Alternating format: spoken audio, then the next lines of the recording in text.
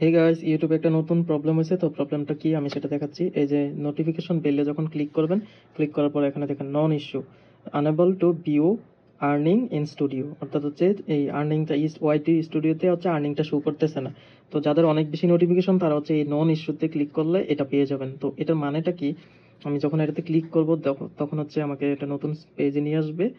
এই যে কমিউনিটি এখানে বলছে যেমন হচ্ছে fixed unable to view earning in studio ও এখন হচ্ছে it's fix creator we have received report that some of you can't see your earnings for previous and current months in YouTube Studio. Rest assured, this is only an issue with the display in Studio that doesn't impact monetization. Our team are aware and looking into this. We will update this thread with any new information. Thank you so much your patient while we sort this out.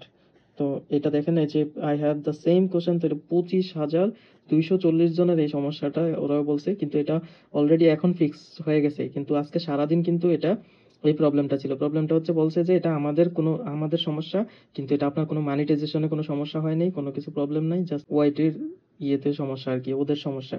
তো এখন already এটা fixed লেখা চলে আসছে, যাদের fixed লেখা চলে আসছে তার মানে হচ্ছে প্রবলেম সলভ হয়ে গেছে। তো টেনশন করার কিছু নাই।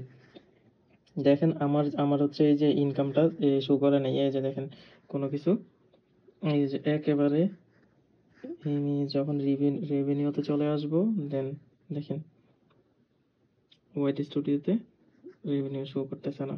এটা প্রবলেমটা হচ্ছে এটা। ধন্যবাদ সবাইকে।